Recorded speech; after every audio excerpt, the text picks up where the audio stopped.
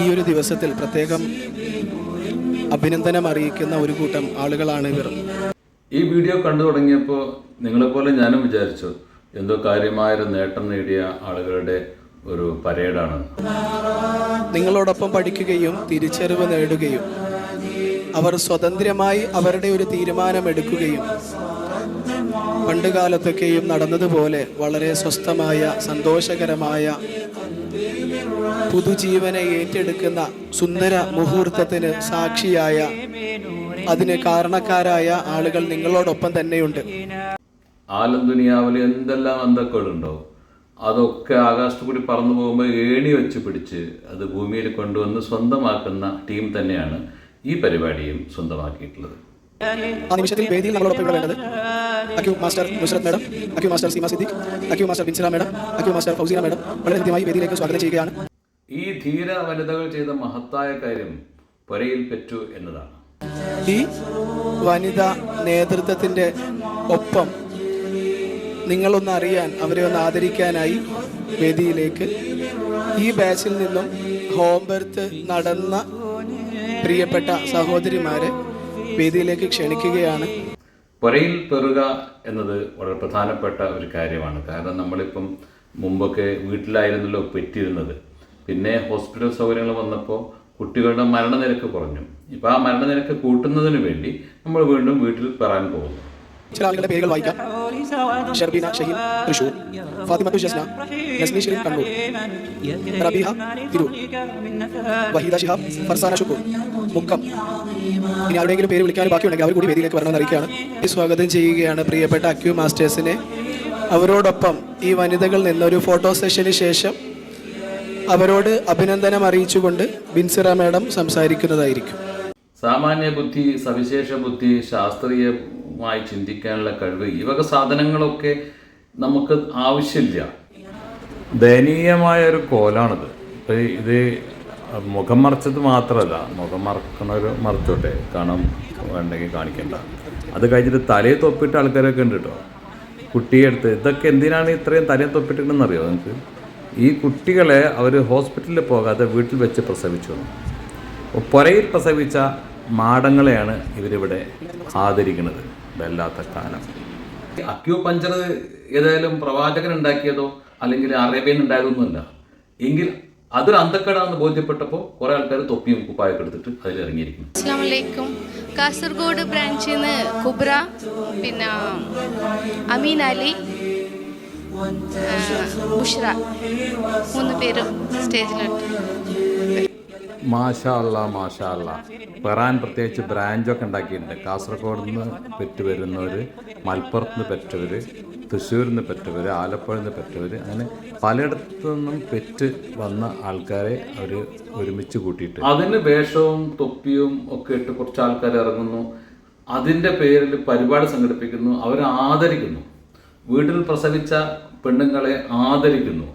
അതിന് കാരണം അവരൊക്കെ അക്യുപങ്ചർ പഠിച്ചത് കൊണ്ടാണ്. അതുകൊണ്ട് ഡോക്ടർ അക്യുപങ്ചർമാരെല്ലാവരും കൂടി ചേർന്ന് ഇവരെ വീട്ടിനകത്ത് പ്രസവിക്കാൻ കാരണം ഉണ്ടാക്കി. ഒരു കാലത്ത് വീട്ടിലെ പ്രസവം എന്നത് അനായാസം നടന്നുന്ന ഒരു പ്രക്രിയയായിരുന്നു. കാലം പിന്നിട്ടപ്പോൾ അത് കച്ചവടവൽക്കരണത്തിന്റെ ഭാഗമായി തീർന്നപ്പോൾ നമ്മുടെ അക്യുഷിന്റെ ചുണക്കുട്ടികൾ ധീരതയോടെ വീട്ടിലെ പ്രസവം എന്നത് നിസ്സാരമാണെന്ന് ഓരോ ജനത്തെയും ബോധ്യപ്പെടുത്തിക്കൊണ്ട് അക്യുഷിന്റെ ചുണക്കുട്ടികളാണ് ഇന്ന് നിങ്ങളുടെ മുന്നിൽ ഈ വേദിയിൽ നിൽക്കുന്ന ആ സുന്ദര നിമിഷത്തിന് നമ്മൾ ഏവരും സാക്ഷിയാകുന്നു എന്ന ഒരു യാഥാർത്ഥ്യം കൂടി നമ്മൾ മനസ്സിലാക്കേണ്ടിയിരിക്കുന്നു. സർക്കാർ ആശുപത്രിയിൽ സൗജന്യമായി ചെയ്യുന്ന ഒരു പരിപാടിയാണ് ഈ പ്രസവം. അത് ഒഴിവാക്കിയിട്ട് ഇവർ ആകാശത്ത് നിന്ന് ഇറക്കുമതി ചെയ്ത അക്കൂഷ് എന്ന സാധനം അതിനെ പ്രൊമോട്ട് ചെയ്യാനാണ് ഈ പാവങ്ങളെ വീട്ടിൽ പ്രസവിപ്പിക്കുന്നത്. എടങ്കറിൻ്റെ അറ്റം നല്ലത് എന്താ പറയുക. അസ്സലാമു അലൈക്കും.